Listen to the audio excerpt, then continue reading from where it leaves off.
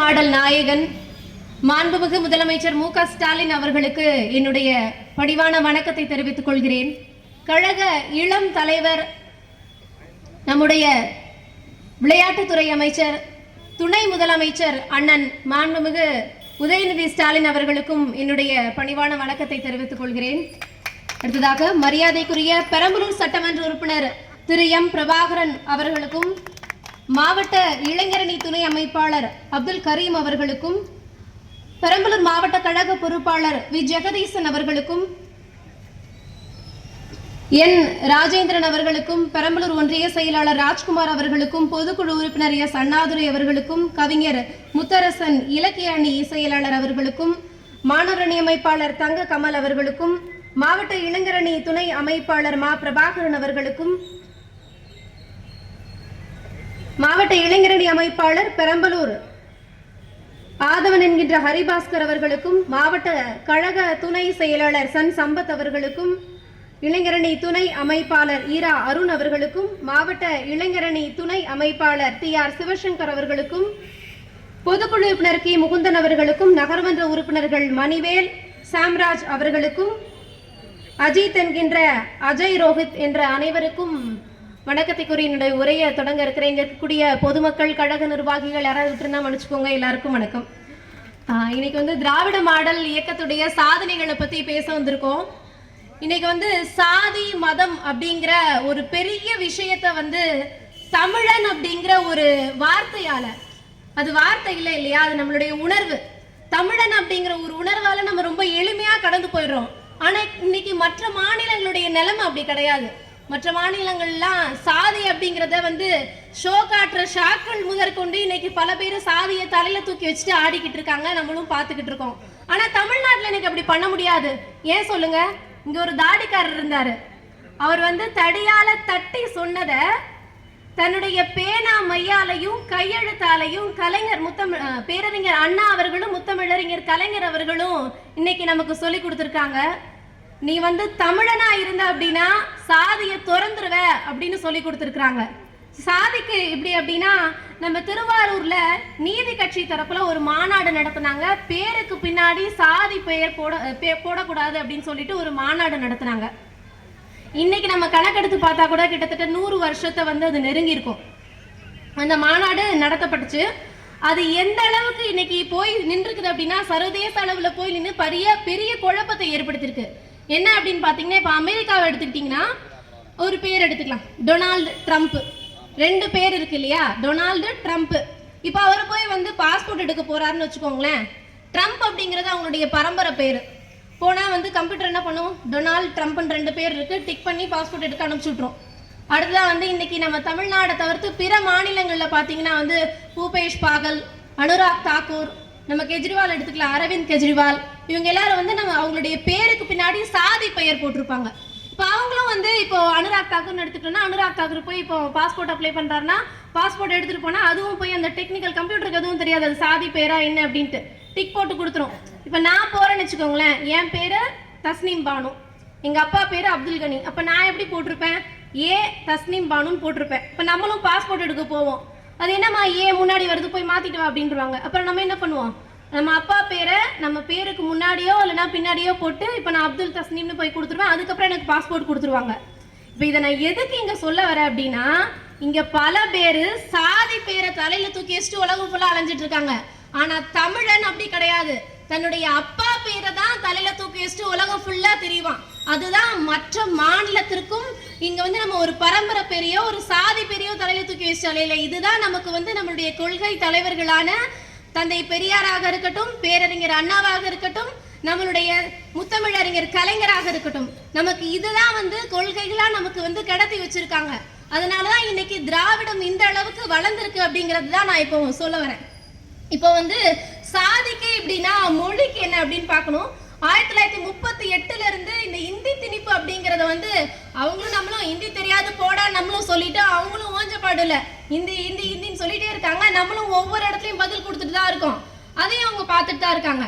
இப்ப இந்த இடத்துல என்னன்னா, இப்ப அண்ணா கிட்ட நாடாளுமன்றத்துல கேக்குறாங்க, ஏங்க ஹிந்தி தான் இவ்வளோ பெருவாரியான மக்கள் பேசக்கூடிய ஒரு மொழியா இருக்குது, அதை பேசுறதுல உங்களுக்கு என்ன பிரச்சனை அப்படின்னு நாடாளுமன்றத்துல அண்ணா கிட்ட கேட்குறாங்க. அண்ணா வந்து நச்சுன்னு ஒரு பதில் சொல்றாரு. என்ன அப்படின்னா, நம்ம நாட்டில் வந்து காக்கா கூட தான் அதிகமாக இருக்குது, பேசாம மயில தேசிய பறவையா விடுத்துட்டு காக்காவை தேசிய பறவையா வச்சுக்கலாமா அப்படின்னு கேட்டோன்னா யாருக்குமே பதில் சொல்ல முடியல. கப்பச்சிப்புன்னு வாயை மூடிடுறாங்க. இப்படி நம்மளுடைய கொள்கை தலைவர்களுக்கு ஹிந்தி அப்படிங்கிற ஒரு மொழியை ஒருவேளை நம்ம இந்த நாட்டுக்குள்ள கொண்டு வந்துட்டோம்னா நம்மளோட அடையாளமே மாறி போயிடும் அப்படிங்கிறத அன்னைக்கே தெரிஞ்சு வச்சிருக்காங்க. அதனாலதான் இன்னைக்கு மற்ற மாநிலங்களை காட்டிலும் நம்ம வந்து நம்மளுடைய பாரம்பரியத்தையும் பண்பாட்டையும் எல்லாத்தையுமே வந்து நம்மளுக்குள்ளே வச்சிருக்கோம். இப்போ உதாரணத்துக்கு ஒரு விஷயம் சொல்லணும்னா, மும்பை எடுத்துக்கலாம். மும்பை எந்த மாநிலம்? மகாராஷ்டிரா மாநிலத்துல வருது. அப்போ மகாராஷ்டிரா அந்த மாநிலத்தை என்ன பேசுவாங்க? மராட்டியம் பேசணும் இல்லையா? இன்னைக்கு நம்ம தமிழ்நாட்டில் தமிழ் தான் பேசணும். அப்போ மும்பை மகாராஷ்டிரா பெல்ட்ல வருதுன்னா மராட்டி தான் பேசணும். ஆனா மும்பையை என்ன சொல்றாங்க? இந்தி சினிமாவுடைய கோட்டை அப்படின்னு சொல்றாங்க. அப்ப அங்க மராட்டிய சினிமாவுடைய நிலை என்னங்க இன்னைக்கு? அதை நம்ம யோசிச்சு பார்க்கணும்ல. இப்போ உத்தரப்பிரதேசத்தை ஹிந்தி பெல்ட் அப்படின்னு சொல்றாங்க. ஆனா வந்து அப்ப அந்த உத்தரப்பிரதேசத்துல பூர்வகுடி மொழிகள்லாம் அழிஞ்சு போச்சு அப்படின்னு அங்க இருக்கக்கூடிய மக்களுடைய குமுறல்களா வெளிப்படுது. இப்ப நம்ம தமிழ்நாட்டுல ஒரு மாவட்டத்துக்கு போறோம், இல்லைன்னா ஒரு கிராமத்துக்கு போறோம், இல்ல யாருமே இல்லாத ஒரு அத்துவான காடுன்னு வச்சுக்கோங்களேன். அங்க ஒரு தாத்தாவும் பாட்டியும் குடிசை போட்டு உட்கார்ந்துருக்காங்கன்னு வச்சுக்கோங்க. அங்க நம்ம போனா கூட அந்த தாத்தா பாட்டி என்ன பண்ணுவாங்க? எனக்கு பசிக்குது அப்படின்னு கேட்டோம்னா நம்மளுடைய பாரம்பரிய உணவுகள்லாம் செஞ்சு கொடுப்பாங்க. இதுதான் நம்ம நாட்டுடைய கலாச்சாரம். அதுக்காக நம்ம நாட்டுல வேற உணவுகள்லாம் இல்லைன்னுலாம் சொல்ல வரல. எல்லா உணவுகளும் இருக்கு, நம்மளுடைய பாரம்பரிய உணவுகளும் இருக்கு அப்படிங்கறத இங்க சொல்லணும். ஆனா வந்து இன்னைக்கு கொல்கத்தாவை வந்து பழமை மாறாத நகரம் அப்படின்னு சொல்றாங்க.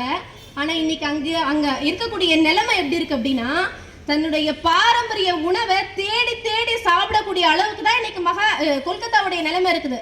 ஆனா பழமை மாறாத நகரம்னு சொல்றாங்க. இதுதான் வந்து இன்னைக்கு நம்ம தமிழ்நாட்டோட நிலைய. நம்ம வந்து நம்மளுடைய பாரம்பரியத்தையும் கலாச்சாரத்தையும் பண்பாடையும் தன்னகத்தை அடங்கி இன்னைக்கு தமிழ்நாடு ரொம்ப தலை சிறந்து நிக்குது இல்லையா?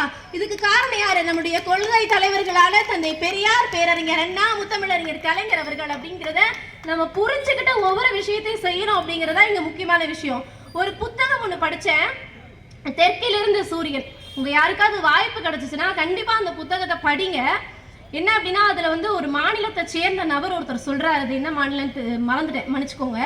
என்ன சொல்றாருன்னா, எங்களோட அடையாளத்தை நாங்க இழந்துட்டோம், உங்களை மாதிரி எங்களுக்கு ஒரு அண்ணா இல்ல, அதனால நாங்க இன்னைக்கு எங்களோட அடையாளத்தை இழந்துட்டோம். ஒருவேளை எங்களுக்கு அண்ணா இருந்திருந்தா இன்னைக்கு நாங்க எங்களோட அடையாளத்தோட கம்பீரமா இருந்திருப்போம் அப்படின்னு சொல்றாங்க. அப்ப நம்ம இன்னைக்கு பாரம்பரியம், பண்பாடு, கலாச்சாரம்னு எதையுமே இழக்காம இருக்கோம் அப்படின்னா அதுக்கு யாரு காரணம்? நம்ம திராவிட மாடல் நாயகர்கள், கொள்கை தலைவர்கள் எல்லாருமே நமக்கு வந்து உறுதுணையா இருந்திருக்காங்க. ஒவ்வொரு கட்டத்திலையும் பல இடையூறுகள் இருந்திருக்கு.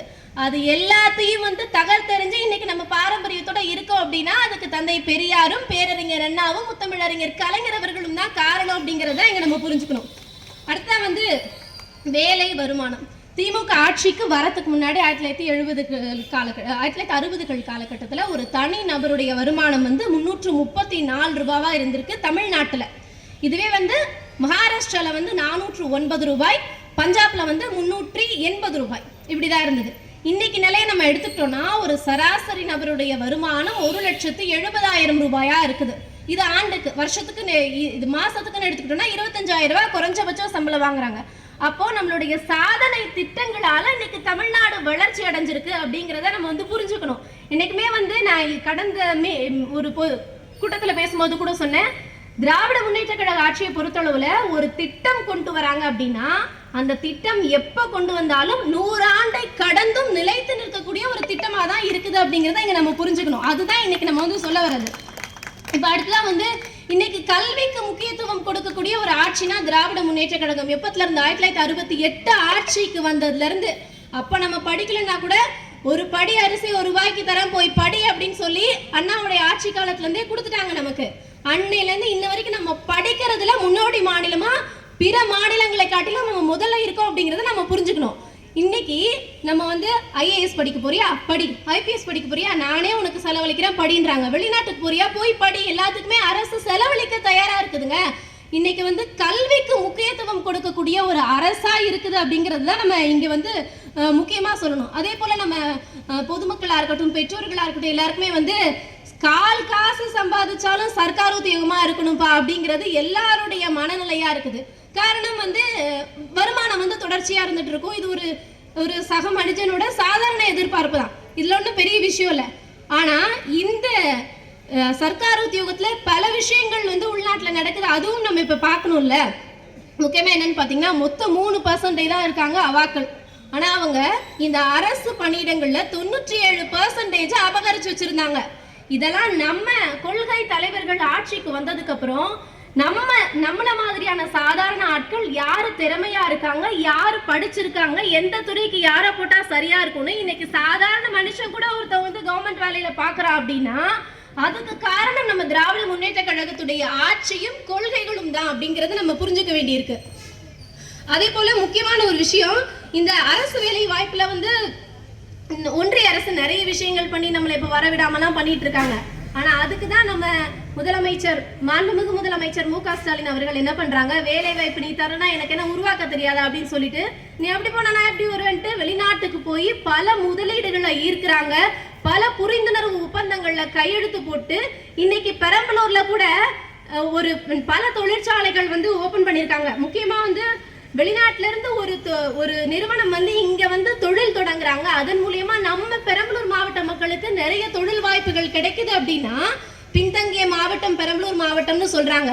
ஆனா இன்னைக்கு அடுத்த 2 ஆண்டுகள்ல மற்ற மாவட்டங்களுக்கு எடுத்துக்காட்டா வளரக்கூடிய அளவிற்கு பெரம்பலூர்ல பல திட்டங்கள் இன்னைக்கு கொண்டு வந்திருக்காங்க. கடந்த 10 ஆண்டுகள்ல இது நடந்துச்சா யோசிச்சு பாத்தீங்களா? இன்னைக்கு எத்தனை தொழில் ஒப்பந்தங்கள் கையெழுத்து ஆயிருக்குது, எத்தனை ஓபன் பண்ணிருக்காங்க. இன்னும் 5000 கோடி ரூபாய்க்கு ஒரு ஒப்பந்தம் வந்து இன்னும் சில நாட்கள்ல வந்து கொண்டு வர போறாங்க. அந்த தொழில் தொடங்குச்சு அப்படின்னா 20000 இளைஞர்களுக்கு வேலை வாய்ப்பு கிடைக்கும் அப்படின்னு சொல்லியிருக்காங்க. அடுத்ததா வந்து நான் முதல்வன் திட்டம் 2023ஆம் ஆண்டு மார்ச் 7ஆம் தேதி நம்மளுடைய துணை முதலமைச்சர் அண்ணன் உதயநிதி ஸ்டாலின் அவர்கள் வந்து தொடங்கி வைக்கிறார். இது எதுக்குன்னா, நான் ஏற்கனவே சொன்னல, இந்த ஒன்றிய அரசு வந்து நம்மள வந்து இந்த சர்க்கார் உத்தியோகத்துல வராம இருக்கணும்ன்றதுக்காக நிறைய விஷயங்கள் பண்றாங்க அப்படின்னு சொல்லிட்டு, நாங்களே உங்களுக்கு வந்து ட்ரைனிங் கொடுக்குறோம் அப்படின்னு சொல்லிட்டு இந்த நான் முதல்வன் திட்டம் வந்து தொடங்கப்படுது. குறைஞ்சது காலையில 3 மணி நேரம், சாயங்காலம் 3 மணி நேரம் பயிற்சி கொடுக்குறாங்க. அதே போல சும்மாலாம் ஒண்ணு மற்றவங்கள மாதிரி நாங்க வந்து ஷோக்கெல்லாம் வந்து இந்த திட்டத்தை கொண்டு வரலங்க. கிட்டத்தட்ட இது வரைக்கும் 20000க்கு மேற்பட்ட மாணவர்கள் இதனால பயனடைஞ்சிருக்காங்க. அதே போல அரசு பள்ளி மற்றும் கல்லூரிகள்ல படிக்கக்கூடிய மாணவர்களுக்கு இதுக்கான கைடன்ஸ் குழு அமைச்சிருக்காங்க. இந்த மாதிரிலாம் பண்ணீங்கன்னா உங்களை நீங்க முன்னேற்றிக்கலாம் அப்படிங்கிறதுக்கான கைடன்ஸ் குழு வந்து அமைக்கப்பட்டிருக்கு. அடுத்ததா வந்து விடியல் பயண திட்டம். இந்த விடியல் பயண திட்டம் வந்து யாருமே யோசிச்சு பார்த்திருக்க மாட்டாங்க. நம்ம முதலமைச்சர் ஐயா அவர்கள் முத்துவேல் கருணாநிதி ஸ்டாலின் என்னும் நான் அப்படின்னு ஆட்சிக்கு வந்த உடனே முதல்ல ஒரு முக்கியமான ஒரு 5 திட்டங்கள்ல கையெழுத்து போட்டாரு. அதுல ஒரு திட்டம் இந்த விடியல் பயண திட்டம். இன்னைக்கு பல பெண்கள் வந்து இலவசமா இங்கிருந்து ஒரு இடத்துக்கு போகணும்னா எப்படி போறதுன்னு தெரியாம இருந்த காலம் போய் இன்னைக்கு வந்து நான் என்னோட முதலமைச்சர் ஐயா கொடுத்த அந்த விடியல் பயண திட்டம் இருக்கு, நான் கிளம்பி போவேன்னு சொல்லிட்டு அவங்க தைரியமா கிளம்பி போறாங்கன்னா அதுக்கு காரணம் யாரு? நம்ம திராவிட முன்னேற்ற கழகத்துடைய ஆட்சி தான் காரணம். இந்த விடியல் பயண திட்டத்தினால மட்டும் ஒரு மாசத்துல ஒரு பெண் சராசரியாக 888 ரூபாய் வரைக்கும் மிச்சம் பிடிக்கக்கூடிய அளவுக்கு இந்த விடியல் பயணம் வந்து ஒரு மக்களுக்கு வந்து அந்த அளவுக்கு உதவி தரக்கூடிய ஒரு திட்டமா இருக்குது. அடுத்ததான் வந்து கலைஞர் மகளிர் உரிமை தொகை திட்டம். இன்ன வரைக்கும் 1.50 கோடி பேர் இதனால பயனடைஞ்சிருக்கிறாங்க. மாசம் 1000 ரூபாய் கொடுக்குறேன், நான் ஒரு கையில காசு இல்லப்பா என்ன பண்றது அப்படின்னு புலம்பிட்டு இருந்த பெண்கள் இன்னைக்கு எங்க முதலமைச்சர் ஐயா கொடுத்த 1000 ரூபாய் இருக்கு, நீ என்ன தரது, எனக்கு தேவையானது நானே வாங்கிக்குவேன்னு சொல்லக்கூடிய அளவிற்கு இன்னைக்கு வந்து அந்த மகளிர் உரிமை தொகை திட்டம் வந்து செயல்பாட்டில் இருக்கு அப்படிங்கிறத புரிஞ்சுக்கணும். அடுத்ததான் வந்து நம்ம ஏற்கனவே வந்து கல்வி வேலை வாய்ப்புலாம் வந்து சொல்லிட்டு இருந்தோம். இப்ப இந்த தோழி விடுதி திட்டம் அப்படின்னு ஒண்ணு கொண்டு வந்தாங்க. இது எவ்வளவு பயனா இருக்கு தெரியுமா பெண்களுக்கு? அடுப்போதும் பெண்களுக்கு படிப்பதற்கு அப்படின்னு சொன்ன காலெல்லாம் போய் இன்னைக்கு வந்து எல்லா துறைகள்லயும் பெண்கள் வந்து கோலோச்சி நிற்கக்கூடிய ஒரு காலம் இருக்கு. அதுக்கு முக்கிய காரணம் கலைஞர் ஐயா அவர்கள் கொண்டு வந்த 30% இடஒதுக்கீடு, உள்ளாட்சிகள் 50% இடஒதுக்கீடு எல்லாம் அதற்கு காரணமாய் வித்துட்டுச்சு அப்படின்னு சொல்லலாம். இன்னைக்கு வந்து எல்லா துறைகள்லயும் பெண்கள் இருக்காங்க. அப்ப வந்து அவங்களுடைய ஒர்க்கை வந்து அப்டேட் பண்ணிக்கிறதுக்காக என்ன பண்றாங்க, வெளிநகரங்களுக்கு போய் வேலை செய்யணும், அங்க போனா நிறைய சம்பளம் கிடைக்கும் அப்படின்னு நினைக்கிறாங்க. ஆனா அதுலயும் ஒரு சிக்கல் அவங்களுக்கு இருக்கு. இப்ப வெளிநகரங்களுக்கு போனோம்னா அங்க ஒரு வீடு பார்க்கணும், அந்த வீட்டுக்கு வந்து நம்ம வந்து வாடகை கொடுக்கணும், அங்க பொருளாதார செலவு இருக்கு, நமக்கு தேவையான வசதிகள் எல்லாம் பண்ணணுமே அப்படின்னு யோசிச்சு தயங்கி நின்றுட்டு இருந்த பெண்கள் இன்னைக்கு இந்த தோழி விடுதி மூலியமா ஒவ்வொரு மாவட்டங்களையும் தோழி விடுதி இருக்கு. இங்க இருந்து கிளம்பி போறாங்களா, தாராளமா தோழி விடுதியில போய் தங்கி அவங்க வேலை பார்த்துட்டு போயிட்டு வரலாம்.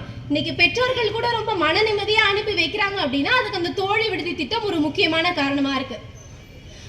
இன்னும் ஒரு முக்கியமான விஷயம், 2020-21 சட்டமன்ற தேர்தலில் எல்லா கட்சிகளும் அவங்களுக்கே உரிய பாணியில வந்து பரப்புரை மேற்கொண்டாங்க. ஒவ்வொரு கட்சிகளும் ஒவ்வொரு விதமா பரப்புரை மேற்கொண்டாங்க. நம்ம என்ன பண்ணோம், இதுல முதலமைச்சர் வந்து இருக்கக்கூடிய 234 தொகுதிக்கும் ஸ்ட்ரைட்டா போய் பரப்புரை பண்ணாரு. அவர் போகிற இடத்துல எல்லாத்துலயுமே வந்து ஒரு பெட்டி எடுத்துட்டு போனாரு. உங்களுடைய குறைகளை இந்த பெட்டியில போடுங்க, மனுவா எழுதி போடுங்க. நான் முதலமைச்சரா வந்தேன்னா உங்களுடைய மனுக்கள் மீது 100 நாளைக்குள்ள தீர்வு காணப்படும் அப்படின்னு சொன்னாரு. அது கிட்டத்தட்ட 4 லட்சத்திற்கும் மேற்பட்ட மனுக்கள் இதுல வந்து பெறப்பட்டிருக்கு. சரியா? அப்ப வந்து முதலமைச்சர் முத்துவேல் கருணாநிதி ஸ்டாலின் என்னும் நான் அப்படின்னு பொறுப்பேற்ற உடனேயே இதுக்கு தனியா வந்து ஒரு துறை ஒதுக்குறாரு. எவ்வளவு பெரிய விஷயம்! அந்த மனுக்களை மட்டும் கிட்டத்தட்ட 4 லட்சத்திற்கும் மேற்பட்ட மனுக்கள். அந்த மனுக்களுக்கு 100 நாள்ல தீர்வு காணணும். அது தீர்வு காண்றதுக்கு மட்டும் ஒரு துறையை தனியா உருவாக்குறாரு. அதை கண்காணிக்கிறதுக்கு துறை வாரியா ஒரு IAS அதிகாரிகளை நியமிக்கிறாரு. அந்த மனுக்கள் அனைத்தும் மாவட்ட வாரியா பிரிக்கப்படுது. அதுக்கப்புறம் அந்த மாவட்டத்துக்கு போனதுக்கு அப்புறம் துறை வாரியா பிரிக்கப்படுது. அதுக்கப்புறம் வந்து கிட்டத்தட்ட அந்த 100 நாள்ல மட்டும் 2,30,000க்கும் மேற்பட்ட மனுக்களுக்கு தீர்வும் காணப்பட்டிருக்கு. இப்போ உடனே வந்து கொம்பு தூக்கிட்டு வந்துருவாங்க, மிச்ச மனுக்கெல்லாம் என்னாச்சு, என்ன பண்ணீங்க அப்படின்னு கேட்பாங்க. என்னன்னா நிறைய பேர் வந்து அதுல சரியா வந்து என்ன கோரிக்கைன்னு எழுதல. சரி, என்ன கோரிக்கைன்னு கேட்கலாம் அப்படின்னா அதுல முகவரி இல்ல, தொலைபேசி எண் இல்ல. அதுக்கும் வந்து முதலமைச்சர் ஐயா சொன்னாங்க, நீங்க உங்களுடைய கோரிக்கை நிறைவேற்றப்படலையா, நீங்க மனு கொடுத்தும் அது வந்து செவி சாய்க்கப்படல நீங்க நினைக்கிறீங்களா, அந்த துறை சார்ந்த ஒரு IAS அதிகாரி நியமிச்சிருக்கோம்ல, அவங்கள போய் பாருங்க, உங்க கோரிக்கைக்கு தீர்வு காணப்படும் அப்படின்னு சொல்லியிருக்காரு. இப்படி 2,30,000க்கும் மேற்பட்ட மனுக்களுக்கு தீர்வு காணப்பட்டிருக்குன்னா 2,30,000க்கும் மேற்பட்ட மனுக்களுக்குலாம் 100 நாள்ல தீர்வு காண்றதுலாம் அவ்வளவு சுலபமான விஷயம் இல்ல. கிட்டத்தட்ட 2 வருஷம் ஆகும். ஆனா வெறும் 100 நாள்ல இவ்வளவு வேலையை செஞ்சிருக்காங்கன்னா அது நம்ம திராவிட மாடல் ஆட்சியால மட்டும்தான் முடியும் அப்படிங்கிறது தான் இன்னைக்கு யதார்த்தமா இருக்குது. அடுத்ததான் வந்து ரொம்ப போர் அடிக்கிற மாதிரி பேசுறேன்னு எனக்கு தெரியல, ஒரே ஒரு விஷயத்தை மட்டும் சொல்லிட்டு முடிச்சுக்கிறேன். உடல் உறுப்பு தானம் அப்படிங்கிற ஒரு முக்கியமான விஷயம் இருக்கு. இந்த உடல் உறுப்பு தானத்துல கடந்த 15 வருஷத்துக்கு முன்னாடி தமிழ்நாட்டோட நிலையை எடுத்து பார்த்தீங்கன்னா அது எந்த இடத்துல இருந்துச்சு அப்படின்னே தெரியல. ஆனா தொடர்ந்து அடுத்து 15 வருஷமா இந்த உடல் உறுப்பு தானத்துல தமிழ்நாடு தான் முதலிடத்துல இருக்குது. அப்ப இந்த உடல் உறுப்பு தானம் கொடுக்குறவங்களை வந்து நம்ம வந்து பெருமைப்படுத்தணும் அப்படின்னு சொல்லிட்டு நம்ம திராவிட மாடல் நாயகர் வந்து யாரெல்லாம் உடல் உறுப்பு தானம் பண்றாங்களோ அவங்களுக்குலாம் வந்து நாங்க வந்து அரசு மரியாதை செலுத்துவோம் அப்படின்னு சொல்றாங்க. இந்த உடல் உறுப்பு தானத்தை நான் எதுக்கு இங்க சொல்றேன் அப்படின்னா, நம்ம கட்சியோட கொள்கை என்ன, எல்லோருக்கும் எல்லாம், சமநீதி, சமூகம், சமதர்மம், இதைதான் நம்ம சொல்றோம். இன்னைக்கு இந்த உடல் உறுப்பு தானத்தினால இஸ்லாமியனுடைய கண்களால ஒரு ஹிந்து இந்த உலகத்தை பார்க்கறான், ஒரு கிறிஸ்தவனுடைய இதயத்தால ஒரு இஸ்லாமியனோட இதயம் வந்து துடிக்க ஆரம்பிக்குது, ஒரு ஹிந்துவோட ரத்தம் ஒரு கிறிஸ்தவனோட உடல்ல ஓடுது. இதன் மூலியமாக எல்லாருக்கும் எல்லாம் நாங்க ரொம்ப சமதர்மமா சமூக ரீதியோட இருக்கோம் அப்படிங்கிறது இதன் மூலியமா புரிஞ்சுக்க முடியுது அப்படிங்கறத நான் நினைக்கிறேன். எனக்கு வந்து வாய்ப்பளித்து இவ்வளவு தூரம் பேசுறதுக்கு பொறுமையா நின்று கேட்டவங்களுக்கும் நன்றி, எல்லாருக்கும் நன்றி. திராவிட மாடல் ஆட்சிதான் நடைபெறும் என்பதற்கு எங்கள்